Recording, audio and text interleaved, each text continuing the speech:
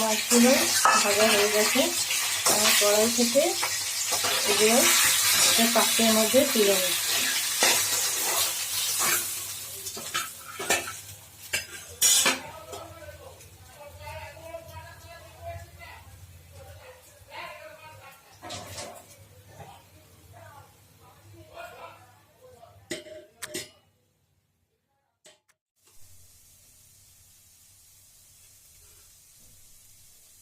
মশলাটা জলটা শুকিয়ে এসেছে, কষে গেছে।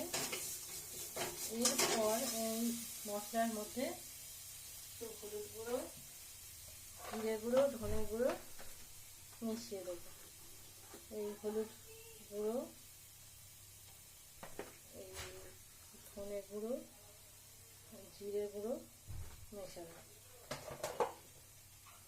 যদি খুব বেশি কড়াতে লেগে যায় মশলাটা, তাহলে একটু তেল দিতে হবে। তেল দিয়ে বেশ ভালো করে আবার মশলাটাকে তেলের মধ্যে মিশিয়ে নাড়তে হবে।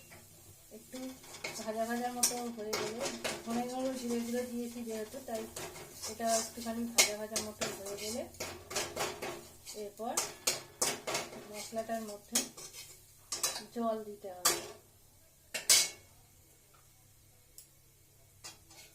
মোটামুটি ভাজা ভাজা হয়ে গেছে, এর মধ্যে আমি জল দিয়ে দিলাম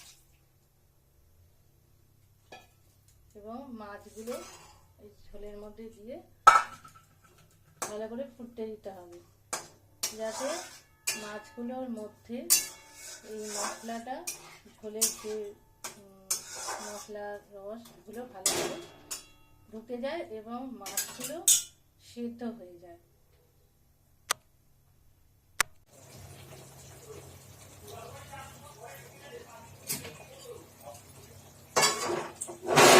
মাছের ঝোলটি ফুটে এরকম ঘন হয়ে এসছে, তাই রান্নাটি আমি শেষ পর্যায়ে গ্যাসটা অফ করে দিলাম।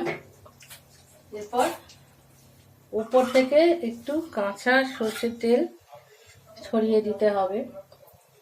এটা গ্যাস বন্ধ অবস্থায় দিতে হবে।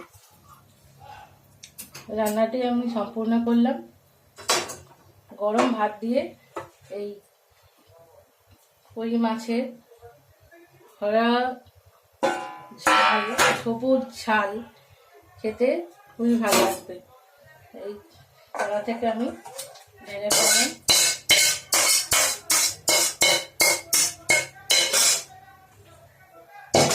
এইরকম দেখতে হয়েছে কই মাছের ঝাল।